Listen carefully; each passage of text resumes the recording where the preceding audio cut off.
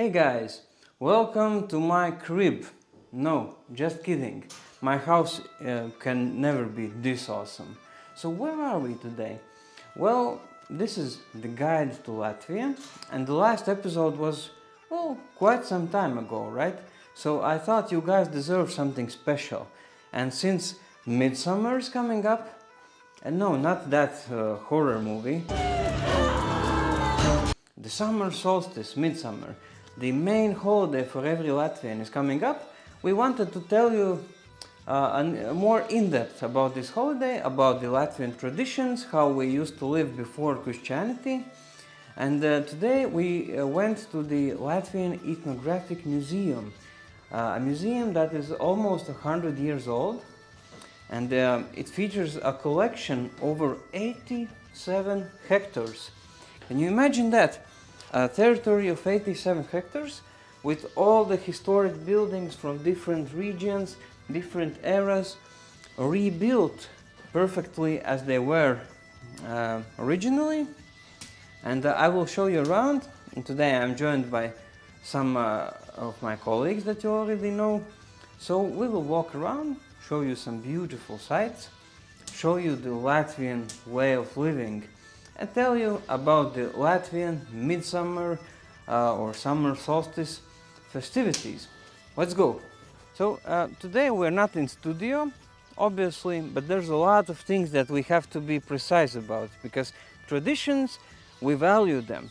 We don't want to make stupid mistakes. So that's why I prepared some cards with the facts, like in game shows and so on. So yeah, to be precise, to stay true to the traditions, me and my colleagues will take some sneak peeks in here. And the number one fact that you must know at this point, during the summer solstice celebrations, which is the shortest night of the year and the longest day of the year, so thank God it's a holiday. Imagine having the longest office day. During this night, we don't go to sleep.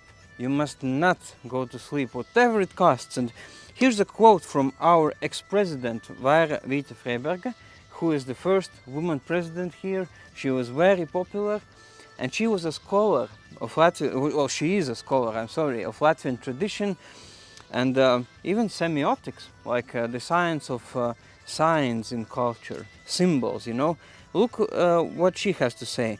The sleepless night during midsummer is not just for pure joy or because we have nothing better to do. No. It's a ritual with roots so deep that it's almost an obligation of sorts. You have to try and make an effort to sing on midsummer's night. And she also adds that it's not too much to ask to not sleep during this night, because, well, it's the shortest night of the year. So, not sleeping. If we don't sleep, what do we do? Let me tell you, and let my colleagues tell you. The main components of this holiday is bonfires, herb and flower gathering, special cheese and beer, and of course our traditional songs, which contain a chant or chorus, Līgo, Līgo.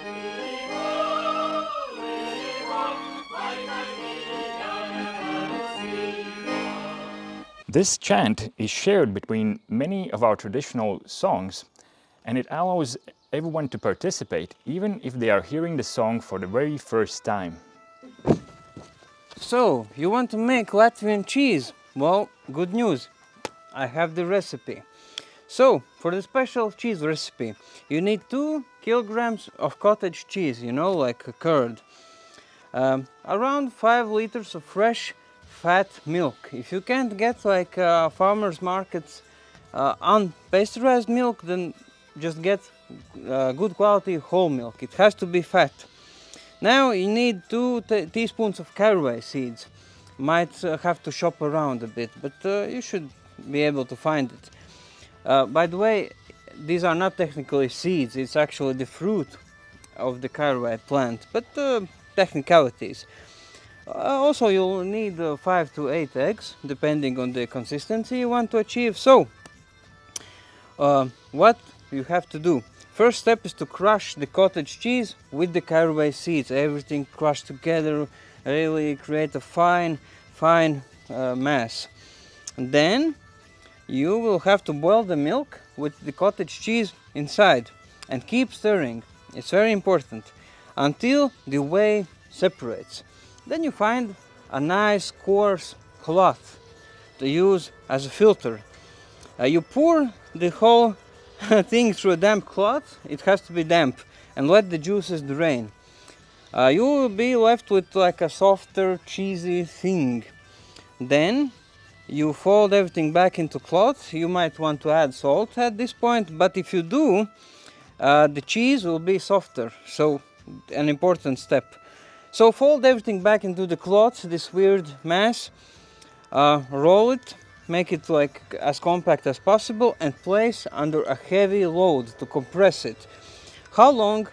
12 hours. It has to compress for 12 hours. Then you take it out and put it in very salty water for 24 more hours. And then finally let it dry. You could use an oven, just don't make it hot. It has to be like almost cold. Just let it dry. Voila, that's your cheese. Now you are officially ready to become a Latvian. The importance of fire is historically related to the cult of the sun and fertility. Traditionally, you would have several bonfires. Some must be placed on a pole or on a hill. So Latvians have a natural affinity when it comes to mounting SXTs and LAGs. But you also need a nice fire to gather, sing and dance around. But that's not all. We also jump over the fire. Why? Well, it depends who you ask. Some will tell you it protects you from all sorts of harm. Diseases, witchcraft, even mosquitoes. It's a tradition, but also it's fun. You might have seen rowan berries. Well, that tree is supposed to repel evil spirits. And if you want even more protection, you could gather thistles, nettles and other prickly plants. Our ancestors placed them near the barns, and just like that, access to witches was denied. Hogweeds, hawthorns and apple branches were also used. I haven't heard of any recent witch attacks, but you can still find rowan branches above the beds in the countryside. So guys, if you come to the museum, you have to check out the local canteen, because not only they have the best Latvian traditional dishes, they also have this very tasty cannabis butter. It doesn't have any like funny effects to it, so don't get too excited, but it's even better than you could imagine. It's really tasty. I actually bought a jar when I was last time here a month ago or so. So every breakfast, well, not every breakfast, but I take a piece of rye bread, add the butter, and bon appetit. When it comes to decorating the place, once again we turn to plants. You will see birch saplings in every corner, sometimes in a container of water to keep it fresh. Now, every Latvian is supposed to know this. You have to treat the forest with respect. In state forests, everyone can harvest up to 5 birch saplings. But there are some rules. You can't cut baby birches, you can't take down trees over 3 meters. Don't damage the trunk and the top of the trees. Common sense, right? If we turn to traditional tales, we can actually find some descriptions of the mythical fern flower. It has been described as tiny, red, light yellow, shining similar to a fire, a spark or a coal. Sometimes it's compared to a grain of gold. As it flourishes, it seems that the moon has blossomed, shining like a star, bathed in the colors of the rainbow. Lights shine around the flower. The darkest point of the night becomes brighter than the day. Many couples venture out in the meadows and woods to search for this mythical flower. So guys, while we are here, I wanted to show you something cool. So in the past, when a young Latvian woman would get married, her family would give her a chest filled with goods that they would give to the husband. So come check it out, what's inside.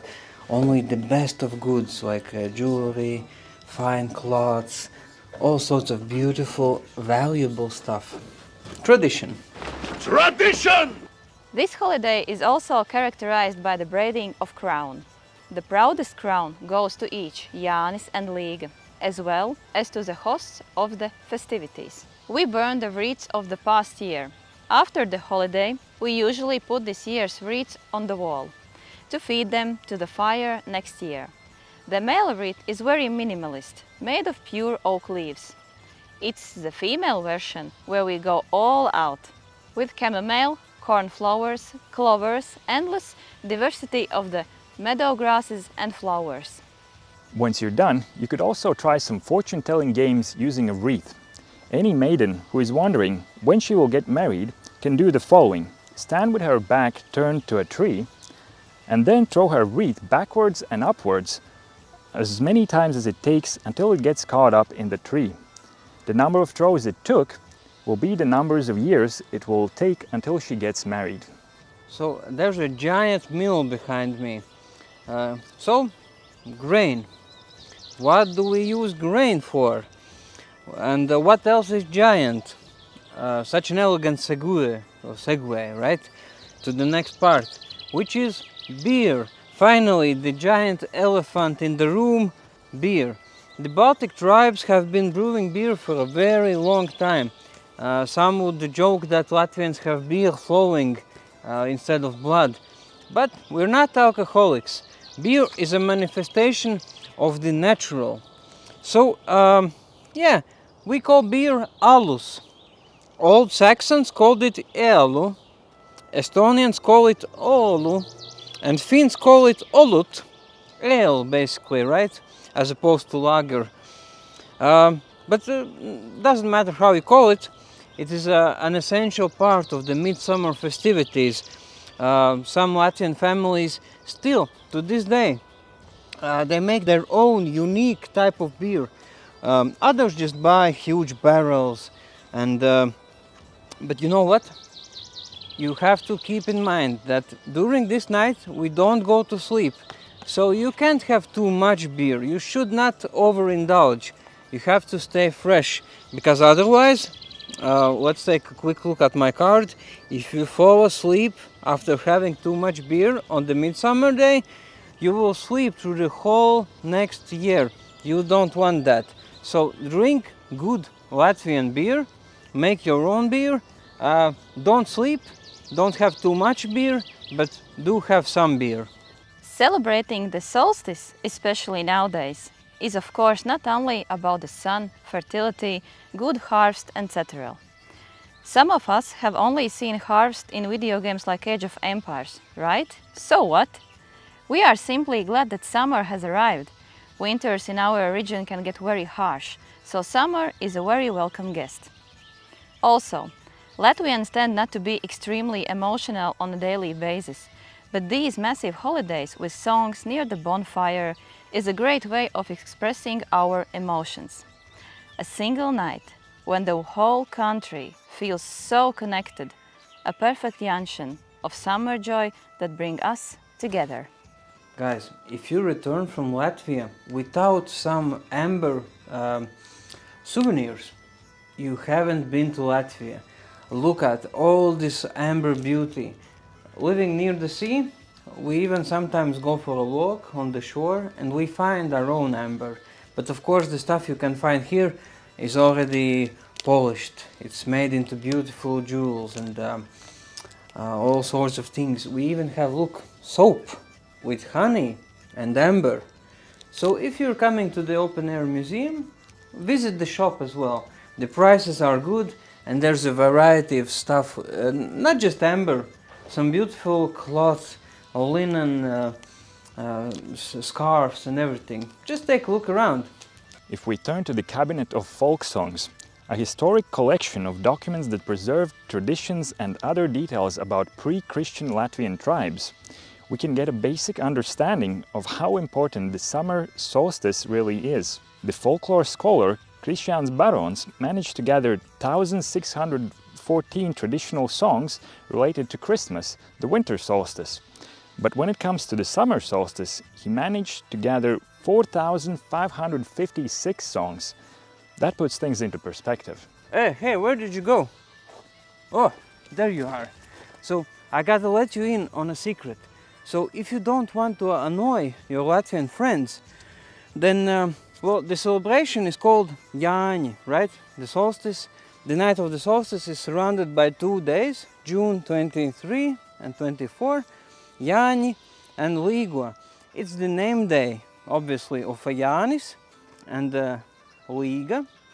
In MikroTik office we have 20 guys called Jānis. For example, Jānis Mēģis. Hello, Jānis. So, yeah, and the name of the festivity, Jāņi, you might confuse it with the Christian tradition of, let me look it up, John the Baptist.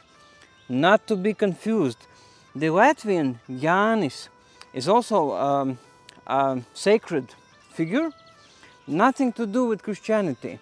We have our own pagan deities, and Jānis, for instance, is the fertility deity who rides his steed across the fields and brings good harvest. Because summer solstice, it's all about the fertility, right? So please, don't confuse Jānis with Jānis Pestītājs, I think in Latvian. John the Baptist, not the same. So now we're in a very cool place, both literally and not. It's a hot day, but here finally some freshness. And this is a church, so I have to be quiet. It's a 18th century church, very old, and it is not a replica. Like all the buildings you've seen today, for preservation purposes, they have been taken from original locations and rebuilt here in the open-air museum. So not a replica. But one last midsummer fact for you. Nothing related to church or Christianity. This is just a cool location for this bit. So the last thing I want to tell you today about our traditions is the relationship with plants. In the past, of course, we thought in like a magical context. We believed that the plants can protect us from harm and so on. And there's some truth to it, like some medical herbs. They do have the active ingredients in them, right?